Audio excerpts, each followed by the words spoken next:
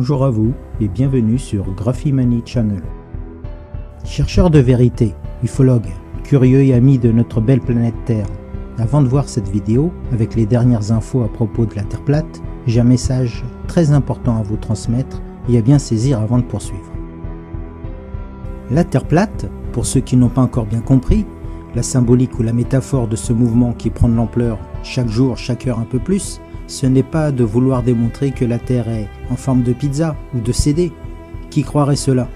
À part quelques extrémistes, comme dans beaucoup de domaines, ou bien ceux qui parlent un peu trop vite avant d'écouter vraiment l'information, par orgueil ou par aveuglement, certainement pas vous et pas moi.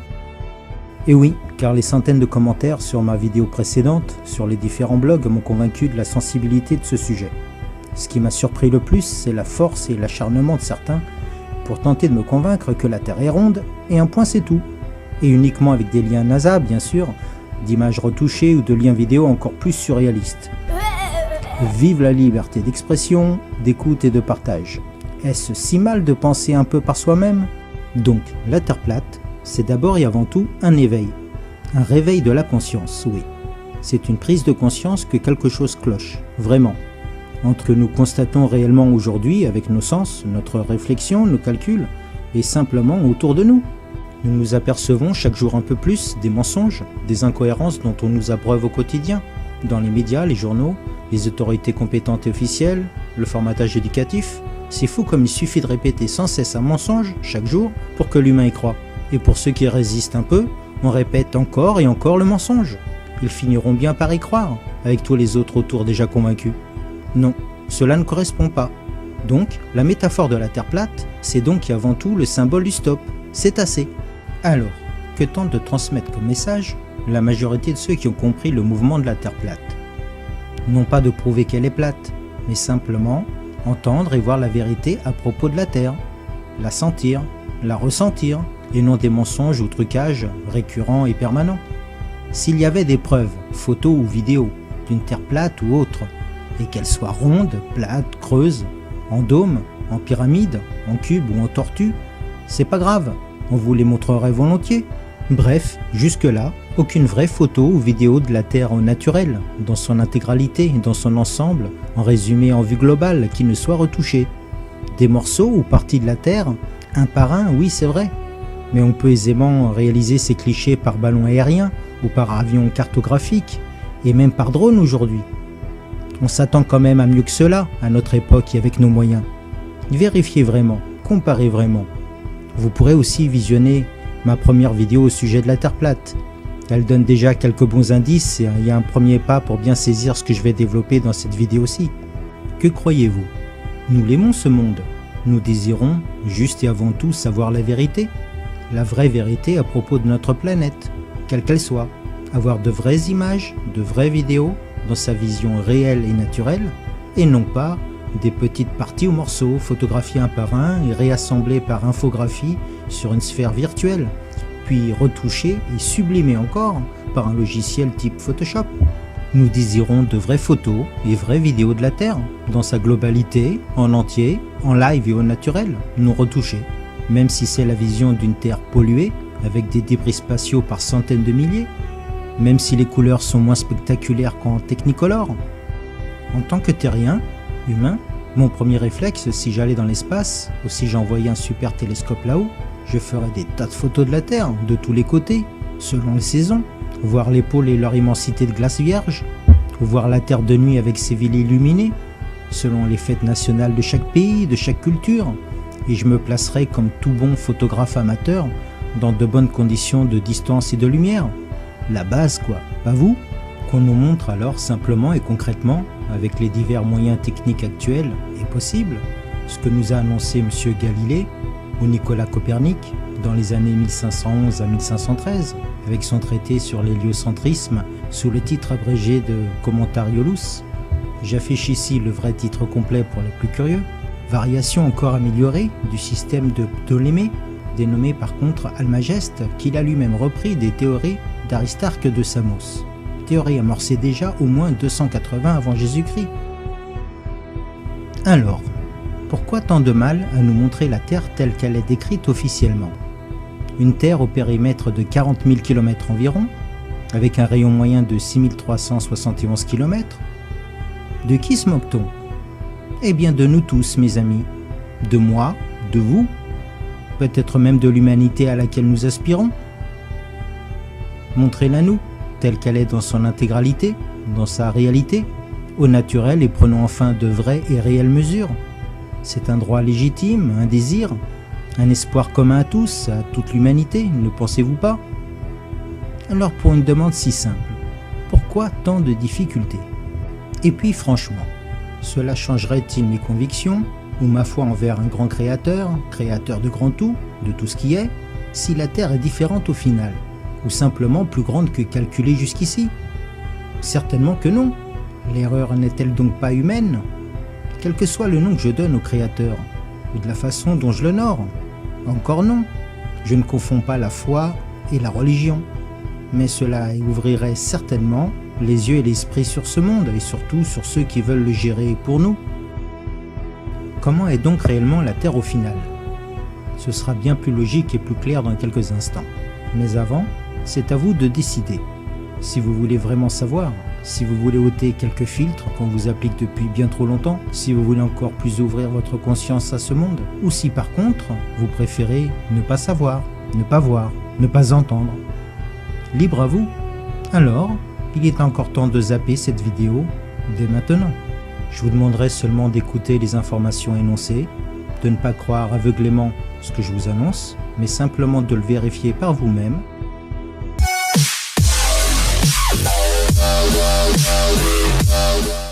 Vous êtes là, merci à vous. Alors, pour bien saisir l'ensemble de ce que nous vivons actuellement, commençons donc par la base, la courbure officielle terrestre. Un peu de géométrie, mais rassurez-vous, de façon super simple et rapide. La formule officielle pour le calcul est celle-ci. D est égal à racine de 2HR plus H au carré. Grand D étant la distance de l'horizon visible en kilomètres, le résultat donc. Petit h, la hauteur des yeux de l'observateur. Et R, une constante fixe, le rayon moyen de la Terre, décidé et imposé de 6371 km, le seul vrai et accepté et reconnu actuellement. Vous trouverez plein de sites qui calculent cela en automatique. Sinon, regardez dans mes commentaires de vidéo, je mettrai tous les liens. Ce qu'il y a d'important à retenir dans cette formule, c'est d'abord qu'en géométrie entre autres, dès qu'il y a des carrés ou des racines, les résultats sont souvent exponentiels. Un exemple concret. Au niveau de la mer, donc niveau 0 m, debout dans mon petit canoë, j'ai les deux yeux à 2 mètres au-dessus de l'eau environ. J'ai un ami dans un autre bateau, le même que moi identique, et les yeux à 2 mètres au-dessus de l'eau aussi, qui s'éloigne de moi. Mon horizon visible, grâce à cette formule, est ainsi d'environ 5 km. Donc à 5 km, je vois encore mon ami dans le bateau, tout petit certes, mais il est donc visible. Sa barque au ras de l'eau et ses yeux à 2 mètres au-dessus du niveau de l'eau aussi. Ce n'est qu'au double de cette distance, soit à 10 km qu'il disparaît presque, car il passe à moins 1,90 m en dessous de l'horizon, soit à moins 2 mètres environ. On aurait tendance à croire alors, par réflexe, qu'à 20 km de distance, c'est à moins 4 mètres sous l'horizon, soit le double de 10 km, ou bien qu'à 100 km de distance, c'est à moins 20 mètres sous l'horizon. Et non, que nenni. Le terme exponentiel, je vous dis. Je m'explique plus précisément. Car en réalité, selon cette formule et courbure, à 20 km de distance, mon ami sur la barque est déjà passé à moins 17,50 m sous l'horizon, et non les 4. À 100 km, il disparaît à moins 707 mètres sous l'horizon, et non les 20 mètres que l'on s'imagine par réflexe. Et à 200 km, directement à 2982 mètres, presque à moins 3 km sous l'horizon. Vous avez compris, c'est simple en fait. Voici un premier point expliqué. Il faut savoir que ce calcul pour la courbure de la Terre est juste tel quel. Personne ne le nie. Mais rappelez-vous le point commun et indissociable du calcul. C'est valable tel quel si et seulement si le rayon de la Terre ou le radius pour les matheux est bien de 6371 km, comme dit officiellement, de rayon moyen dans la courbure terrestre. Mais que seraient tous ces résultats si au lieu de 6371 km de rayon, je le calcule avec 8800 km ou 11 000 km de rayon? Tout serait bien différent, non? La Terre ne nous semblerait-elle pas plus plate que prévu? Par contre, cette première photo-ci permet de s'interroger vraiment sur notre réalité. Ce cliché des bâtiments de la skyline de Chicago a fait parler d'elle fortement. Les médias, étrangement bien intéressés tout d'un coup, ont repris aussitôt l'info, mais en la déclarant comme mirage et effet d'optique. J'ai appris qu'un mirage est généralement flou avec peu de détails et déformait même les images ou les inversait comme dans une chambre noire. Mais le souci majeur est que cette photo est prise de l'autre côté d'un grand lac, depuis exactement 60 miles, soit environ 96 km de distance, par M. Joshua Nowicki.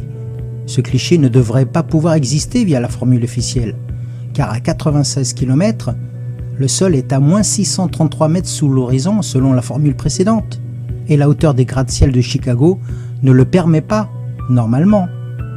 Certains se sont donc remués un peu pour vérifier l'info, si vraiment mirage ou pas. Monsieur Rob Skiba a tenté l'expérience depuis l'autre côté de ce lac à différentes distances, soit à 42,6 miles, puis à bord d'un bateau à 40 miles de Chicago, puis 38 miles et enfin 31, soit dans l'ordre 68 km, 65, 61 et 50 km pour finir. Comment expliquer qu'à 65 km de distance, l'horizon officiel devait être environ à moins 270 mètres, même avec les yeux à 3 mètres au-dessus de l'eau, même avec des vagues et les remous, on voit les tours, les bâtiments de quasi plein pied. Va-t-on me raconter que c'est encore un mirage ? Ou cela démontre bien et simplement que le rayon de la Terre est faux, si je vois cela ? Ce n'est pas le seul cas répertorié. De nombreux cas sont en cours de divulgation. Ensuite, pour ceux qui croient encore que la NASA donne de vraies images, je ne vais pas répéter ce que tout le monde sait déjà. Que ce soit pour les photos de la Terre, dont certains croient que la célèbre Blue Marble est faite avec seulement 3 photos superposées, lisez simplement ce que dit le créateur de cette photo. Il n'a jamais eu entre les mains une seule photo de la Terre en intégrale, en vue totale. On lui a demandé de reconstituer des milliers de clichés, soit 4 mois de données satellites, de plans de Terre morcelés, le tout sur une sphère virtuelle.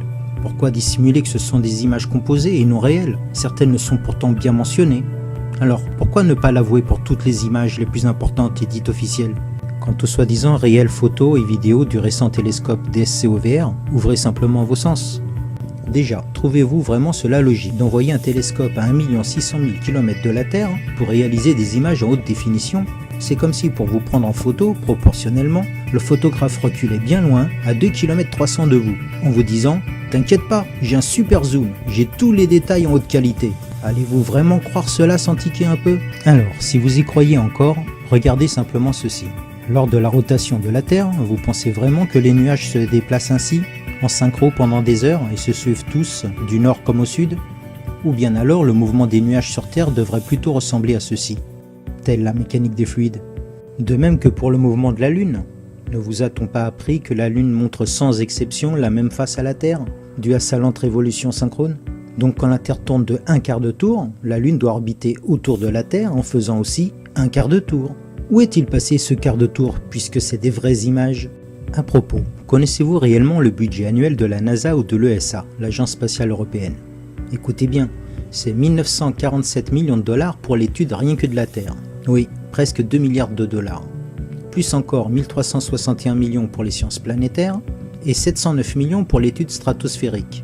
Plus 620 millions pour le télescope James Webb Space, sans compter à part les 8510 millions de dollars pour l'exploration spatiale qui comprend donc l'ISS et Mars. Et un peu plus de 4 milliards mais en euros cette fois-ci pour l'ESA. Et ceci c'est uniquement ce qui est connu en officiel.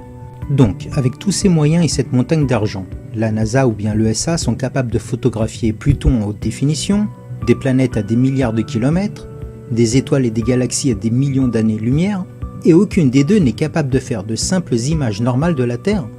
Et cela ne vous titille toujours pas, quand la majorité des images fournies sont douteuses ou retouchées. Ou nous de vraies photos uniquement vous suffisent-elles vraiment pour vous faire croire que tout le reste est vrai ? Mais alors, les images de Jupiter ou Pluton, sont-elles vraies ou pas ? Il y a de quoi douter fortement aussi. Regardez ces images récentes d'une magnifique aurore boréale sur Jupiter. Magnifique, n'est-ce pas ? C'est ce que je me disais, jusqu'à ce que ce cliché-ci réapparaisse des archives. Vous ne remarquez rien non plus ? On a simplement repris un ancien cliché, déjà faux à l'époque, sur lequel on rajoute un simple halo. Comme si 2 ans plus tard on reprenait le même angle et la même distance pour refaire la photo sans que la tache rouge de Jupiter n'ait changé entre temps et qu'on ait calibré la sonde exactement au même timing. Et même pour l'ISS, la Station Spatiale Internationale. Êtes-vous resté 1 heure ou plus devant les transmissions en live en direct de l'ISS ? Essayez au moins une fois, cela vaut le coup. Ils savent bien qu'au bout de 10 minutes, en majorité, vous zappez tous. Mais restez plus longtemps, faites cet effort et regardez bien, vous ne serez pas déçus. Logiquement, l'ISS fait une orbite complète toutes les 92 minutes. Et chaque fois qu'elle passe du côté nuit, quand cela ne coupe pas bien sûr, au lieu de voir des belles images telles que celle-ci, il nous montre plutôt bien souvent cela. Plus de lumière, dans aucune ville, dans aucun pays, plus d'orage ou d'éclairs, ne parlons même pas des étoiles. Et si vous voulez encore plus, mettez en simultané les caméras avant et arrière de l'ISS et comparez les images soi-disant simultanées, en direct live. Regardez bien les mouvements des nuages, tous synchro. Regardez si vous apercevez des terres ou des pays, comme ici. Alors, où est le vrai, où est le faux? Bizarre, hein? L'argumentation de tout ceci, je vous rappelle, n'est pas de prouver que la Terre est 100% plate, mais déjà pour l'instant de vous démontrer que ce n'est en aucun cas ce que l'on vous montre officiellement. Une Terre ronde de 6371 km de rayon, telle que sur toutes ces photos ou vidéos truquées. C'est évident et malheureusement réel. Je veux bien qu'on ait de temps en temps des images retouchées pour sublimer artistiquement une belle image, mais que l'on n'ait que cela à digérer en permanence et aucune vraie photo ou vidéo non retouchée, j'ai vraiment du mal, pas vous? Certains d'entre vous tentent de se réconforter d'une belle sphère de 6371 km de rayon avec ce genre de démonstration vidéo. Regardez d'abord ces quelques exemples de tentatives désespérées. Ne remarquez-vous rien sur chaque vidéo? Les vagues, la houle assez prononcée, et des démonstrations à chaque fois sur de courtes distances? Imaginez simplement des vagues de 1 mètre de creux entre vous et l'horizon. Il est normal que tous les bâtiments ou phares soient coupés à mi-hauteur selon ce point de vue. Ces vidéos prouvent-elles donc que la Terre a une courbure terrestre telle qu'elle est dite officiellement de 6371 km? C'est clair que non. Alors, qui peut avoir cet intérêt à nous cacher la réalité de notre monde? Pour bien saisir l'ensemble, faisons quelques recherches rapides et tâchons de remarquer les coïncidences les plus récurrentes, qui ne devraient donc plus être de simples coïncidences au final, si elles ne sont pas rares et isolées. À cet instant, il est souhaitable de connaître quelques symboles et signes de certaines sociétés obscures et secrètes. Je ne vous ferai pas un cours complet dessus maintenant, une autre de mes vidéos le fera en bien plus développé. Nous allons simplement et rapidement nous remettre à l'esprit leurs symboles, codes et noms les plus évidents.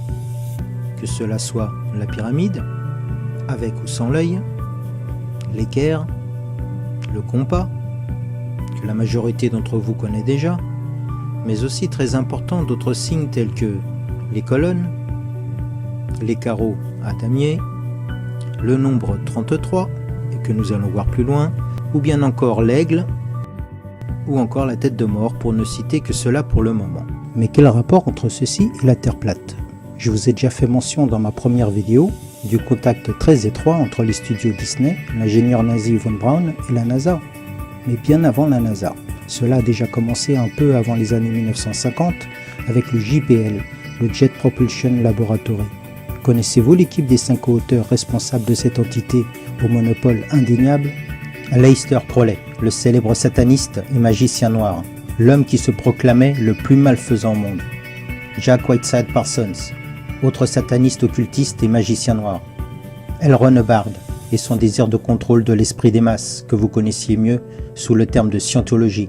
Et bien sûr, von Braun, l'ingénieur nazi, et enfin vous le reconnaissez certainement, Monsieur Walt Disney. Équipe de choc et atypique je trouve, avec leur hobby personnel très particulier. Dire que c'est réellement l'équipe créatrice de JPL et de toutes les structures s'y rattachant depuis. Mais pas pour Monsieur Walt Disney, il ne peut être lié à cela. Alors, que dire ou penser du club très privé de Monsieur Disney, le Club 33? Encore une coïncidence ou pas? Le nombre 33, entre autres symboles, je vous rappelle, étant le plus haut degré pour les francs-maçons. Doit-on conclure un lien étroit entre les maçons, Disney, la NASA, les militaires et les gouvernements? Évidemment, la Constitution des États-Unis ne peut être impliquée ou liée avec ces confréries, ni aucune autre autorité officielle, et sûrement pas au sein de notre gouvernement. Nous sommes loin de tout cela. Mais peut-on vraiment en être sûr? Regardons aussi l'organigramme et le réseau de la NASA. Vous le trouverez sur le site officiel de la NASA, avec tous les chefs responsables de chaque secteur, bien sûr. Mais cela devient intéressant à partir d'ici, un petit lien anodin à premier abord. Vous voyez? Même la gestion du temps, de la météo, les données satellites, les projets de recherche avancés, le commandement et stratégie militaire, les transports, l'aviation, rien ne leur échappe. Il n'y a pas une seule agence d'aucun pays qui ne soit liée et indépendante de la NASA. En Europe comme dans le reste du monde. Alors pourquoi voit-on la Terre comme une sphère bien ronde de plus en plus sur toutes les photos? Eh bien, qui gère les normes optiques mondiales d'après vous? Vous le voyez comme moi, il gère et contrôle presque tout, de A à Z. Vous pouvez même lire, comme moi, c'est bien plus qu'un monopole.